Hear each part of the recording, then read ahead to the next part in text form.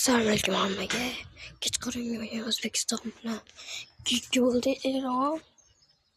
Eron O'zbekistonda Erkin bilan Abbos Fayzullayev urdi. Keyin boshqa futbolchilar Eronnikini bilmadimi, lekin Eron ham yaxshi o'ynadi. Eron ham zo'r ekan. Bilardim. Lekin O'zbekiston yutadi o'ylabman. Lekin O'zbekiston 2-2 o'ynadi. Yaxshi hisob qayd etdi. Zo'r. Abduqodir Husanov ham yaxshi o'ynadi.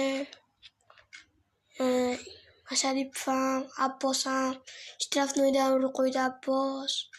Zo'r pas berdi. Haligina ham like bosib, obuna bo'lib qo'yinglar.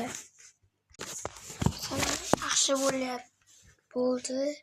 Oxirida bo'ydan tushirg'udi nima? Eronlik futbolchi.